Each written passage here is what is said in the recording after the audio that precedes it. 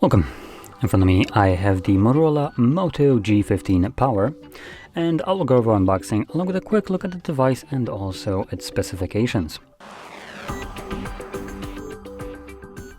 So let's just pop it straight open. We do have one seal at the back holding it. Now from the thickness you can probably already guess there is not going to be a charger in the box. So here we have the device, paperwork, and a Type A to Type C cable. I like the fact that this is actually a Type A cable. This basically allows you to utilize any kind of charger that you might have already had and makes it obviously much simpler. Most devices that come with a Type C, if you already have a charger, it most likely would be a Type A instead of Type C. So this solves that problem of getting a cable for your phone without a charger, with the idea of using your old, but the cable isn't usable. In any case, let's just peel that off.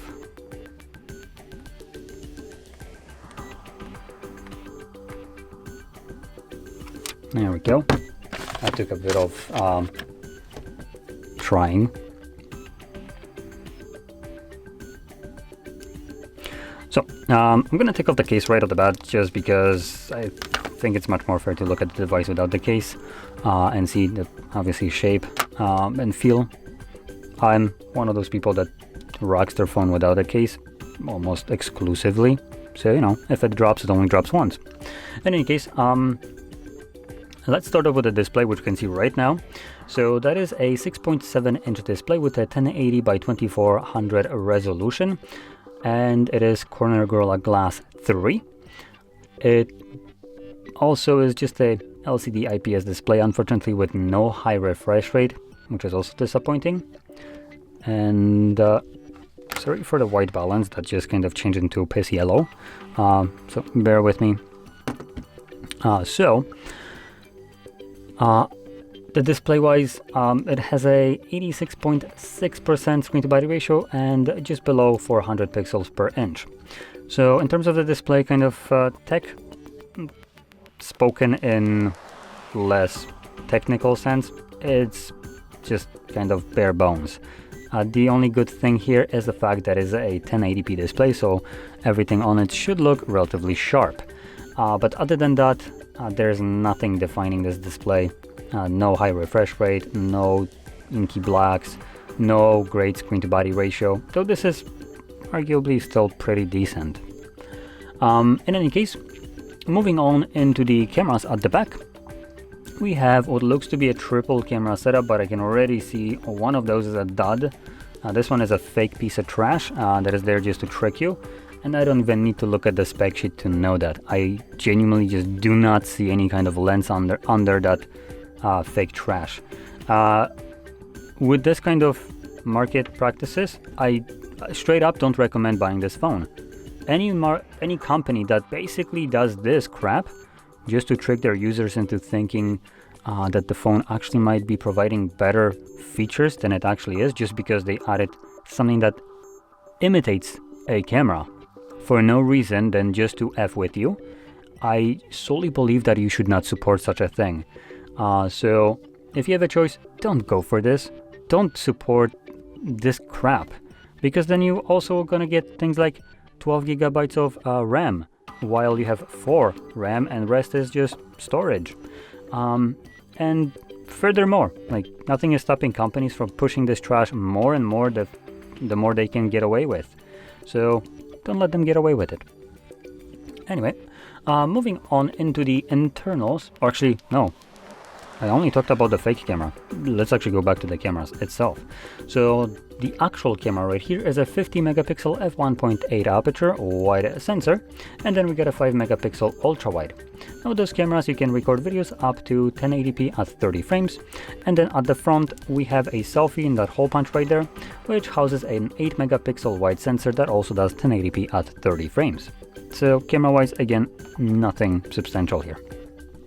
Now, one thing that is actually pretty nice right here is the battery size. This device, even though it's relatively thin and small, it is rocking a 6000 mAh battery that can be charged also relatively fast at 30 watts. Continue touching the screen until you hear a beep to enable accessibility mode. Shush, no one cares. So considering that this device has pretty decent battery and charging speeds, far better than what Samsung offers with majority of their devices, which is pretty interesting. Now, the reason we have this kind of charging speeds and battery size is primarily because what I presume will be the lithium or silicone lithium or whatever the battery is. It's something mixed with silicon. Basically a new type of battery which allows phones to have a significantly bigger batteries, or significantly more like 20-30% bigger batteries at the same kind of size. So that's why the device isn't much thicker. Previously you would be getting something like 4.5 to 5,000 mAh battery in here. Here you have 6, and because of the new type of battery, it can also be charged faster, 30 watts in this case. Now this is all speculation, as I don't actually see the compound of the battery right here, so I can only presume that it's the new one, considering the size of it, well, also the thickness of the device. Now moving on with the internals, we also have 8 GB of RAM, actual RAM, and Helio G88 Extreme processor powering the device. Now you have two actual options for this phone specifically. So we have the 256 GB of storage and 8 GB of RAM, and you can also go with the 0.5 TB and also 8 GB of RAM. Now both of these options are actually expandable using a micro SD card, so you can just slap it in right here, and you don't need to go for the higher end version with more storage. You can just pop in an SD card and you're good to go. So that's an option right here, which is pretty nice to see. And honestly, that's basically everything that there is to the device. So one last thing that I want to check is because HMD, which is at this point parent company of Motorola, I think. Oh no, it was Nokia, sorry. Completely mistook the companies. But anyway, Motorola has been pretty adamant on pricing their devices above what they are worth, and this one is no exception by the looks of it. So this device is severely overpriced for what you actually get, like immensely overpriced. On a default website, for instance, like Motorola, which is Polish website for like electronic goods, at retail price, obviously, it's coming at about $250. Now, even if I take a look at some other places, it's still coming at about $200.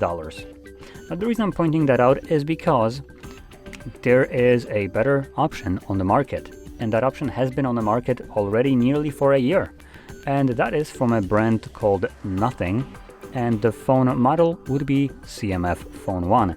Now, I am pretty frequently recommending that device specifically. It's not because of any kind of brand deal or anything like that. It's because I truly believe that is actually one of the better devices you can, well, buy. And to kind of put that in perspective, number one, price-wise, it's going to be about $200 as well. So price-wise, it's basically the same as here. Now, if we go with the retail, it's actually cheaper than what you get right here. And in terms of what you get as a device, oh boy, it doesn't even come close. So CMF Phone 1, taking a look at the specifications, battery-wise, it will be actually smaller, being a 5000 mAh battery. So that is a downgrade right here, but charging speed will be faster by only 3 watts, but still faster. RAM, you have 6 or 8 GB of RAM options, but they're being powered by a Dimensity 7300 processor, which is a mid-range processor that is better than what you have right here. Also, we have a 50 megapixel camera and 2 megapixel depth one, but you can record videos at 4K up to 30 or 1080p up to 60, unlike only 1080p at 30 locked here. And the selfie would be doing 1080p 30 as well, but it is going to be a 16 instead of the 8. So that's another thing. One biggest factor that differentiates these two devices, especially at the price point, will be the display. CMF phone rocks an AMOLED display with 120 Hz refresh rate and a peak brightness of 2000 nits with 85.1% screen to body ratio, and the pixel density that is about the same as the resolution is the same. But the biggest part here is the AMOLED. That will give you those inky blocks, basically infinite contrast. Obviously, that's something that is going to make the images look much more vivid, much more bright with the 2000 nit brightness. And anything that is dark obviously will be like really dark, and colors will look significantly better as well. And considering you're going to be staring at the display for, well, the entire time you're using the device, honestly, it's probably one of those things that I would recommend having an improvement over, as at least to me, part of the enjoyment from using a device is the display and how it looks like. So if I'm going to be staring and watching content on it, I would want it to look actually good, not washed out like this.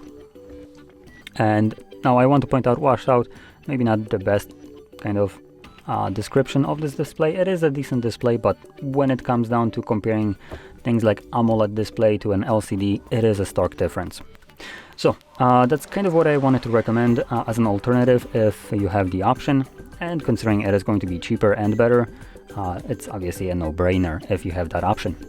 So with that being said, hopefully you found this video helpful, and if you did, don't forget to hit like, subscribe, and thanks for watching.